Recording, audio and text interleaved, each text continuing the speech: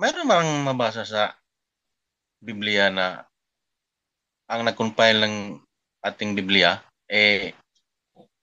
mayroon tayong mabasa doon? O Ayun, sa history lang yun? ayun, ika nga dito sa ating sa Katoliko po kasi kapatid, hindi po tayo Bible aron kundi Bible and referensya. So, okay. Brother Janlo, meron ka ba dyan, Brother Janlo, na isang patunay? Ano yan, bro? Na meron ka bang ebidensya dyan na Katoliko mismo yung nag-compile o kahit naglagay man lang ng bersikulo ng mga Biblia? Yes, wala pang sulpot nun.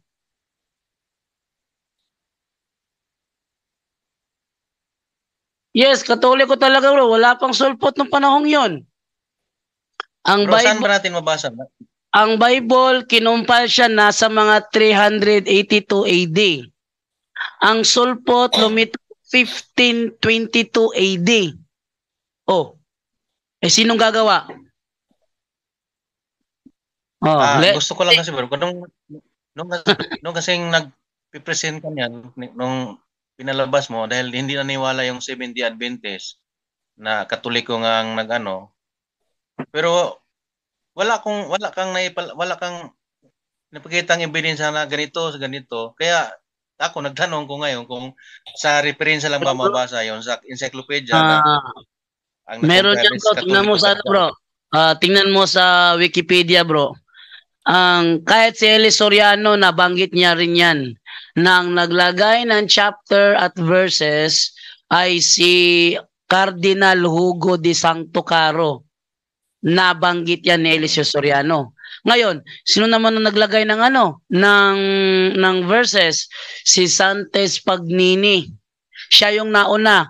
Yung ina-adapt ngayon, hindi yung gawa ni Pagnini, pero siya ang unang gumawa ng verses sa Bible. Sino ang nag-compile? Si Saint Jerome. Yan ang reason kung bakit meron tayong first compiled Bible at yon ang Latin Vulgate Bible. Sige, maghanap sila ng referensya. Sino ang nag-compile ng Latin Vulgate? The first compiled Bible, Latin Vulgate. Sino?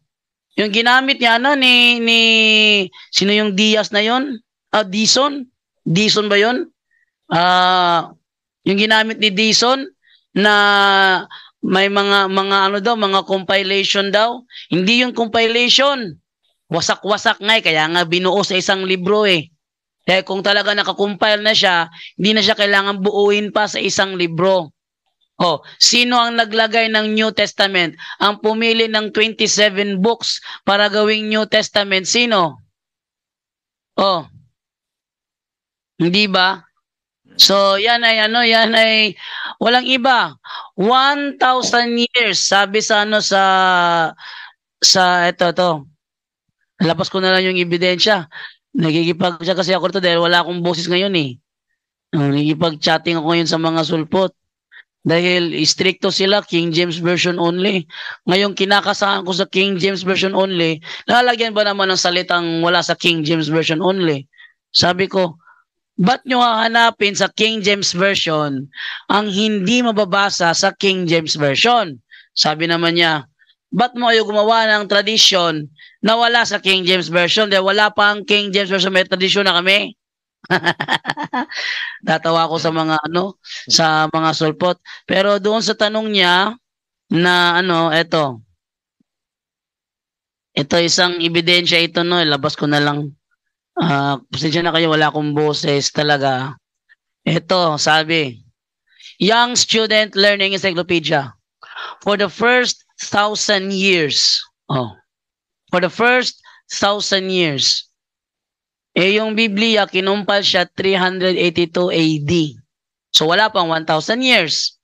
For the first 1,000 years, after the death of Jesus Christ, all Christians, palakihin ko na lang para mas malaki yung screen yan. Para mabasa talaga na malinaw, no? Okay.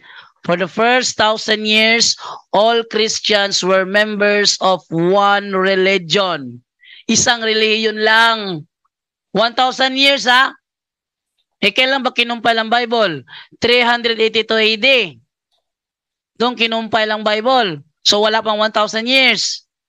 Sabi, 1,000 years, for the first 1,000 years, all Christians were members of one religion.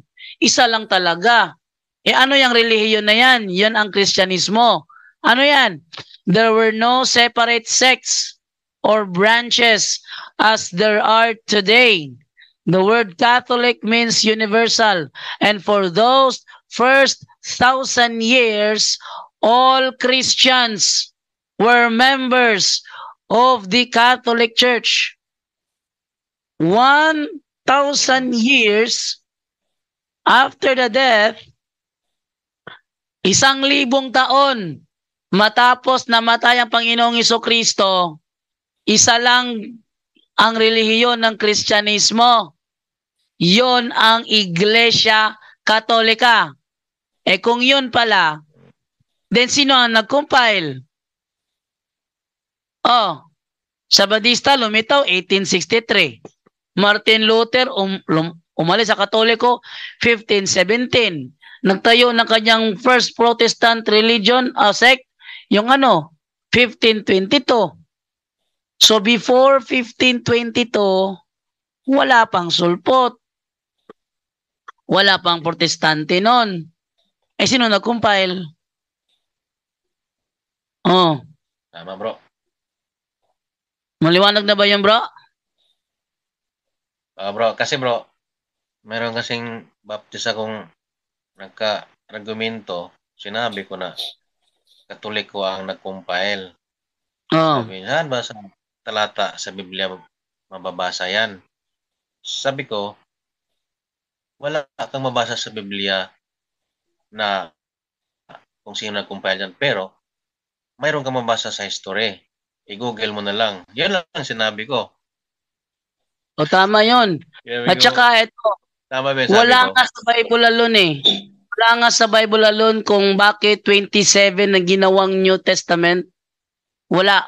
Walang kaalam-alam ang mga apostol na yung kanilang mga aklat idadagdag sa Bible as New Testament. Wala silang kaalam-alam doon. Kaya, talaga napakatibay ebidensya, wala namang ibang gumawa nun lang ang sulpot, gumawa nun, wala namang sulpot nun. Yung mga Hudeo, mga Judaism, sila ba magkukumpile ng Bible? Hindi sila. Bakit? Hindi tanggap ng Judaism ang New Testament. Kaya lahat ng Judaism, hindi tanggap na si Jesus ang Kristo. Okay na ba yung Brother Nelson? Okay, bro. Brother Nelson, salamat, bro. Brad Nelson, idagdag mo na rin po, pagkalimbawa may kausap kayo, no? Idagdag nyo, okay, sino bang nag-compile ng Bible? Siyempre, sabihin, hindi Katoliko. Okay, ganito i-search mo. Madaling makita Who compiled the Bible from Greek to Latin? Lahat ko na nakikinig ngayon kapag may tatanong sa inyo, paano mapapatunayan, anong reference?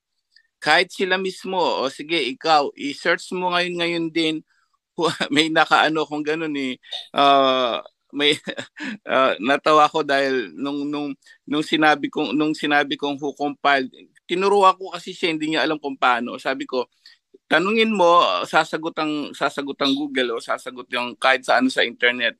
Who compiled from Greek to Latin? No? Who compiled the first Bible? From Greek siya kasi, galing sa Greek yon to Latin. Yun lang. So, a-appear na yon Saint Jerome, ganito, ganon. Tinuruan ni Damasu at umabot siya ng 30 years sa Jerusalem, bro, para ma-compile niya yung buong Biblia. 30 years sa loob ng kuweba. So, ang mga nagsulpot, tama si Bro Jando, wala pa sulpot nun. So, yun lang ang pwede nyo sabihin agad-agad para ma-search nila agad-agad. Ayun, natauhan yung yung kausap ko. So, yun lang po, salamat. Salamat, Bro Angel. At least mayroon akong may masabi wag may pastor dito dumadaan sa bahay. To make his message known is our responsibility. So here we are to pledge our lives to the